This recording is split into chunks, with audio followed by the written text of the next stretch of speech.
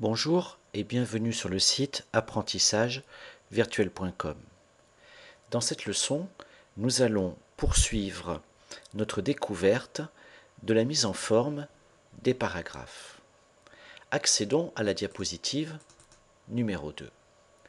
Dans cette diapositive, nous possédons une zone de texte dans laquelle nous avons saisi des noms de vins, leur millésime et leur prix.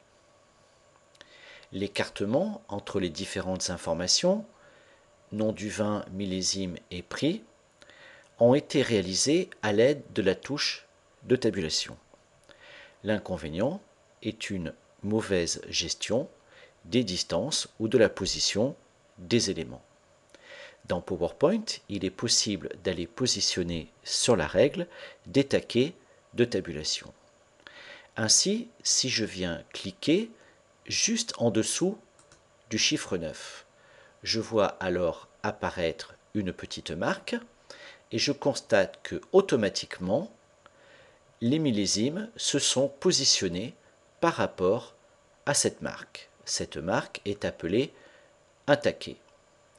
Comme les éléments se sont positionnés à gauche par rapport à ce taquet, on dit qu'il s'agit d'un taquet gauche. Maintenant, je vais venir cliquer au niveau du 16. Je constate alors que les prix se sont eux aussi alignés à gauche et à 16 cm. Par conséquent, je peux en déduire que les taquets de tabulation m'ont permis de gérer correctement l'écartement entre mes informations. Mais si l'écartement est correct, l'alignement ne l'est pas forcément. Je vais accéder à la commande paragraphe dans l'onglet Accueil de mon ruban, puis cliquer en bas à gauche sur le bouton Tabulation. PowerPoint m'explique alors qu'à 9 cm, j'ai posé un taquet gauche et qu'à 16 cm, j'ai posé un taquet gauche.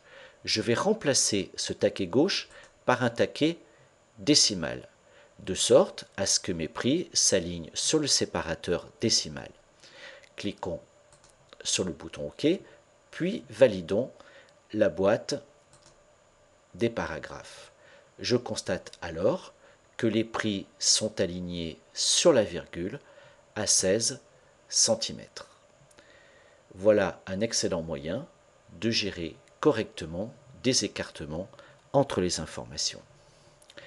Autre élément important, la gestion de la distance entre les différents paragraphes.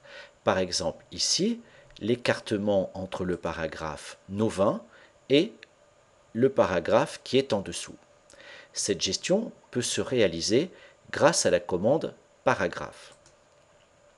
En déterminant un espace après, par exemple ici, je vais mettre un espace de 12 points, nous validons et nous constatons l'écartement après le paragraphe dans lequel nous étions positionnés.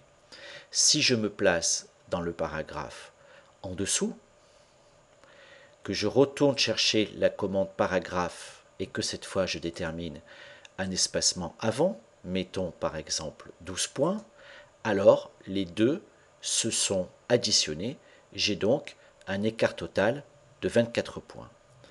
Pour mieux se repérer, retenons que 12 points correspond normalement à une ligne d'écriture dans la police où vous êtes. Cette leçon est à présent terminée. Merci de l'avoir suivie et à bientôt pour une nouvelle leçon.